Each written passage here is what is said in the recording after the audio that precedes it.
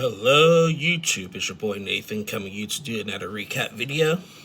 Today we are talking 90 Day Fiancé Season 10 Episode 14 from this day forward.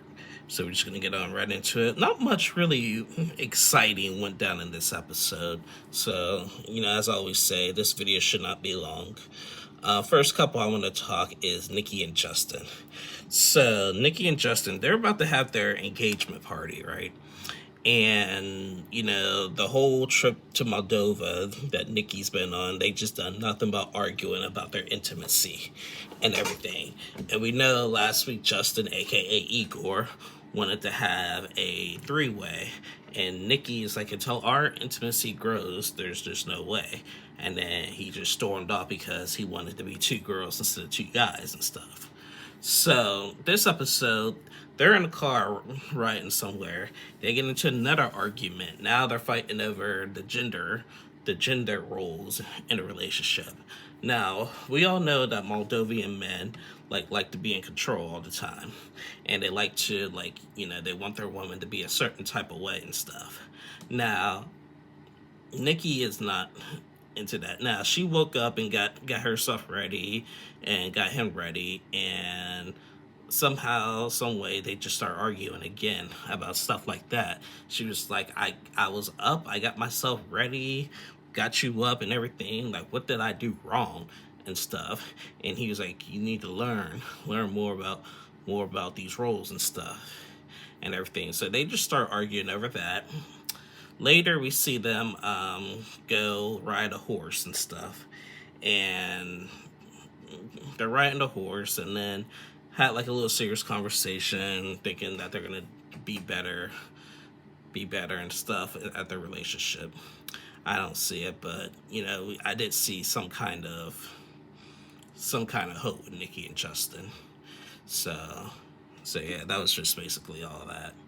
So that was the next couple I want to talk is Rob and Sophie. So Rob and Sophie, Rob is still coming off the time when Sophie's mother Claire came in and judged his apartment, and he had a big meltdown like a little baby and stuff.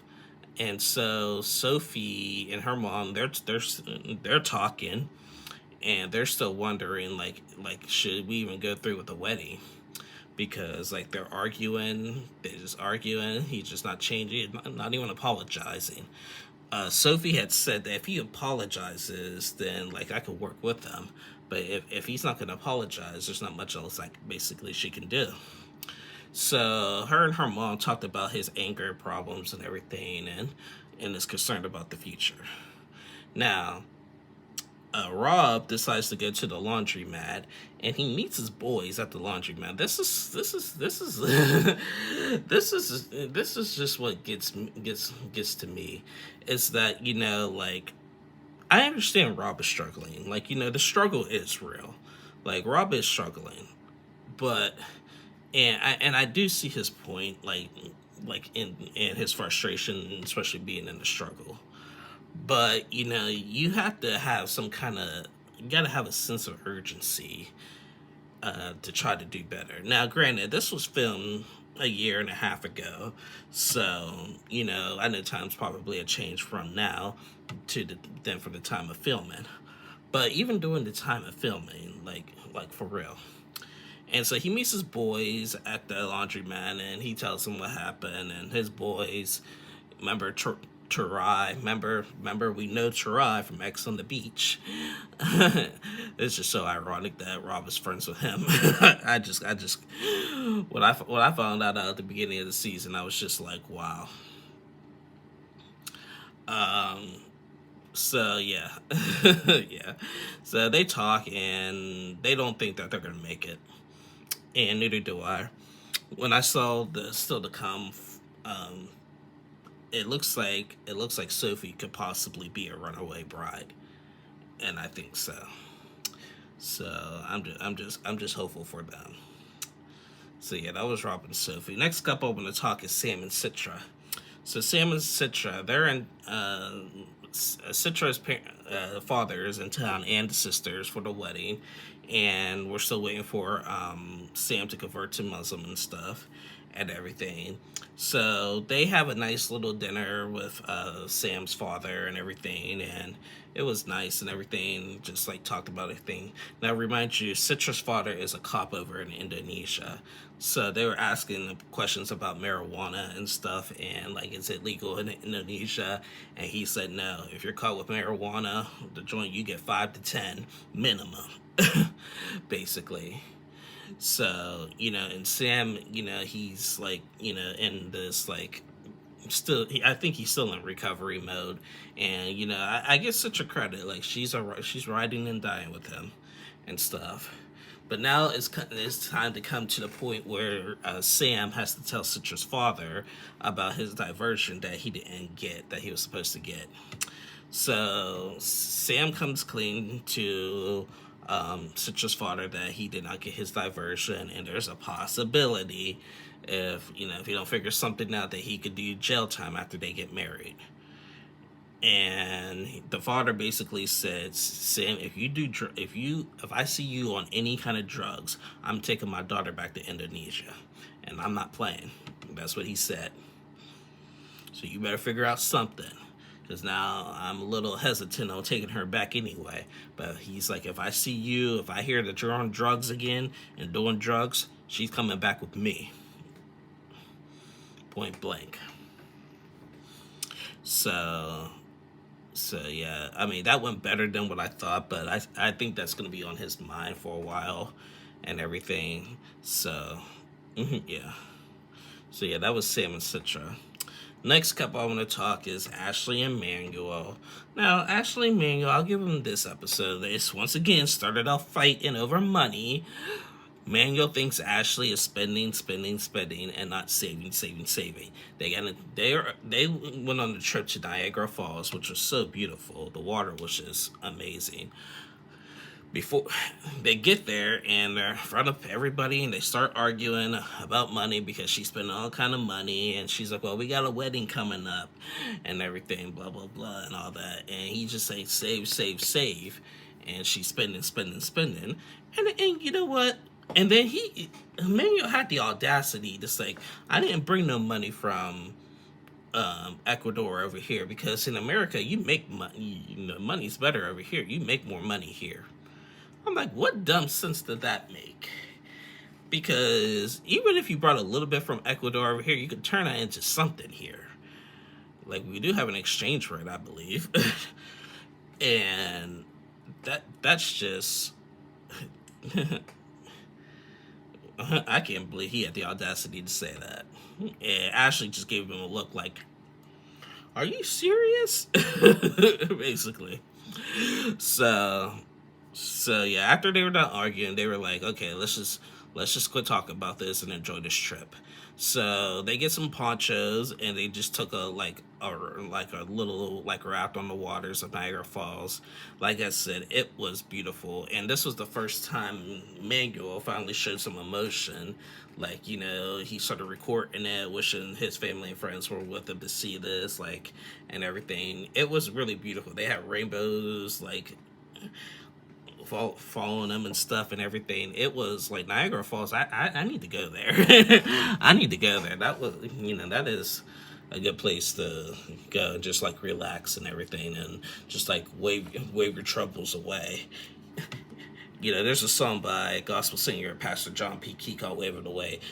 Y'all gotta listen to that song, because that's what some of these couples need to do, is just wave away their troubles.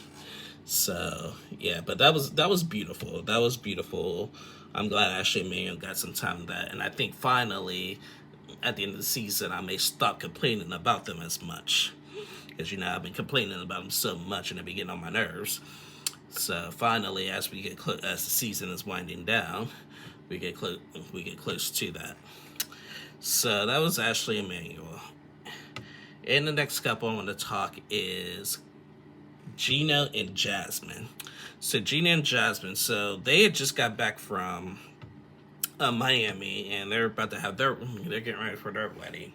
Now, in last week's episode, Jasmine revealed to Gina that she got the remaining $2,000 for her butt implant surgery from her ex-boyfriend Dane, and Gina is just over it with Dane. they get back home to Michigan, and don't know how, but an argument came up with Gino's ex-wife, and Jasmine had brought Gino's ex-wife into the mix of it. Now, remember on Jasmine and Gino's very first season, season 5 of Before the 90s, Gino had sent pictures of, like, provocative pictures of Jasmine to his ex-wife, and apparently his ex-wife leaked them and even called Jasmine's job and got her fired from her teaching job and stuff. So that was brought up, and Gino had asked, like, prior to that, did you provoke her or did she say something to you? Well, once he asked that question, Jasmine had a fit. Jasmine was like, how dare you? She starts crying. I'm not marrying you, blah, blah, blah, blah, blah, blah. You know, typical Jasmine. And she basically said that, like, you know, she didn't. And then, like, out of anger, she was just like, I wish I would have, you know, what with Dane that last night. So once again, she's throwing her ex. Now, Gina has a good point here. Jasmine thinks that Dane is her ex, like they're best friends, and $2,000 that he gave her, she's claiming, oh, it was a present. I don't have to pay him back. He loves me. We're just friends. Yada yada yada yada, and all that BS. Because Gino's not allowed to have any kind of communication with his ex-wife, and she's like, well, and you know the difference is that she's more malicious, but Gino's right, because, like, you know, the exes have to stay away. In order for Gina and Jasmine to have their marriage, they have to be away with their exes. So Gina says, like, you know what, I'm done with you and Dane. You are now to block him and never talk to him again. You can send him a goodbye message by text message or voicemail. I'll allow you to do that. And that is it. I'm done with this. So surprisingly, Jasmine agreed. So she gets out her WhatsApp and she calls Dane and leaves him a voicemail saying, you know, thank you for doing everything for me. You know, you are a good friend and everything. You know, like, I talked to Gina about this and everything. Unfortunately, I can't speak to you no more because excuse me. She was like, unfortunately, I can't speak to you no more because in order for me to like move forward with Gina, I had to cut ties with you. And on top of that, you're engaged as well. So, like, I wish you nothing but the best. I love you. Take care. Have a nice life. And that was it. A little surprised she did that, but I have a gut feeling we're going to see Dane at the tell-all. I have a feeling come tell-all time we're going to see Dane. I bet you. Mark my word on this one. So, yeah, that was Gina and Jasmine. And the last couple I want to talk is Clayton and Annalie. Oh, my goodness. Clayton and Annalie. I'm kind of questioning their ones. They're the next couple who's probably going to get married. They got 3 days until they got a wed. This episode starts with Clayton and his mom on a ride.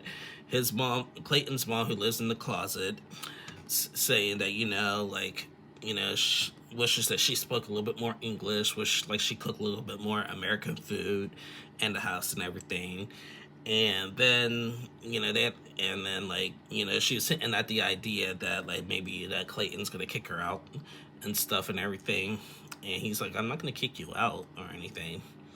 So then later, like, Clayton and Annalie, they're going to Indiana for their wedding and stuff.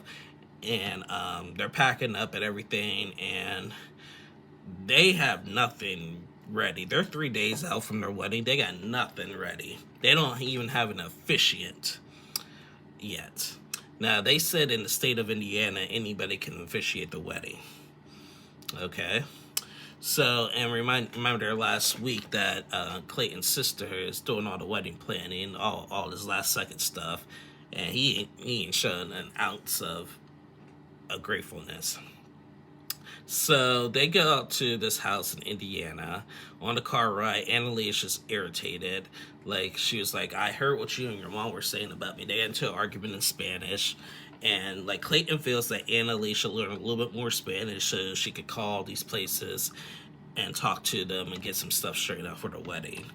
And she doesn't know any Spanish, but she has a point here. She's like, I don't know English that well, and if they were in my country trying to speak Spanish, they would be doing the same thing and everything.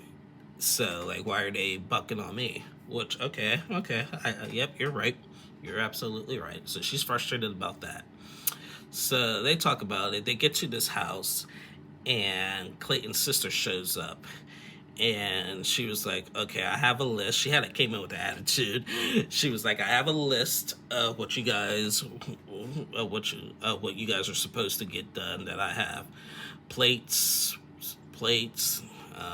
decorations, yada yada yada. She was like, I cannot get that alpaca. Like, there's just no way. That was absurd and everything. And then Annalie had asked her, like, do you have anything ready for my bachelorette party? And she was like, yeah, we'll just have a couple girls over, sit by the fire, and just hang out. And we're just like, that's it? Annalie wants the male strippers to come to the her bachelorette party. And Clayton is like, no. And so judging by the previews of next week, it looks like the sister really did have like a big bachelorette party for Annalie, and there was a male stripper. So I think that is going to ruin everything at the last second for Clayton and Annalie's wedding. I think that's just going to be a big blow up. And Annalie wants that. I understand why Clayton don't want it, but, Annalie just needs some kind of, like, just wants to let loose, because she's just been hogged up by Clayton and his mom and them guinea pigs the whole season. So, she needs a night out like that. I'm not saying the male stripper is a good idea, because it's not, but a night out with the girls like that, it looks like they're going to be on a bus and stuff. It's like, oh my God. Is that what is done these days? Like with bachelorette parties, like getting on a bus and having male strippers. Is that the thing? I've never been married. I never had a bachelor party. Never been to one. I don't even like people who I know who got married never had a bachelorette party. So I wouldn't know. This is stuff I just see on TV. This is something I just see on TV. I don't know. Asking for a friend. So, yeah. Anyway, guys, that is it. Once again, we didn't see Nick and Devin. They already got married. We ain't going to see them until the tell-all. I missed them because they were the best couple. We are getting down to the end of the season. We got a couple episodes left. Then the week of the Super Bowl, there will not be no 90 Day Fiancé that week. They always pause for the Sunday of the Super Bowl. So I think right after the Super Bowl, we'll be in the last episodes, and then getting ready for Tell All. And then I think I'm gonna guess Happily Ever After will start afterwards. I don't know how many parts of the Tell All we'll have. And before I sign off, a year ago around this time, remember 90 Day Fiancé, The Last Resort that we had back in the fall, which was outstanding. It was filmed around this time last year, and it aired in the fall, late summer in the fall. Now, I was trying to project like the couples that will be on season 2, because they did say that's coming back for season 2. Like, I thought it was gonna be like Russ and Powell and stuff, but I read online where there's like 10 options, but I heard like Jabri and Miona from season 9 last season could be on there, Gina and Jasmine from this season, Rob and Sophie from this season, maybe even Ari and Benny and stuff. Like, I have a feeling those are the couples that are going to be on the next season of The Last Resort, but we have a while before we can think that. But I think Happily Ever After is coming up pretty soon. Yeah, I'm kind of curious to see who's going to be on the couples on Happily Ever After. I'm glad the season of 90 Days wrapping up, because This wasn't the best season. Like I said, I expected season 10 to be a little bit better than this, and it wasn't. Season 9 was great. I love season 9. I enjoyed last season when I first started covering the show. So season 9 was great. So maybe I hope we see some of the season 9 couples on Happily Ever After, like Bilal and Shida, Patrick and Thais, Emily and Kobe. Who else was there? Karen and Guillermo. And then. And maybe they'll, of course, you got to have the Angela Michaels, the Elizabeth and Andres. You have to have somebody from this season. I have a feeling it might be Ashley and Manuel. They'll probably get a Happily Ever After this year. So we'll see. Anyway, guys, that's the end of my review. Please like and subscribe to my channel. I'll be back on tomorrow to recap the single life. I said the last resort, the single life tonight. So stay tuned for that. I love you guys and have a great day.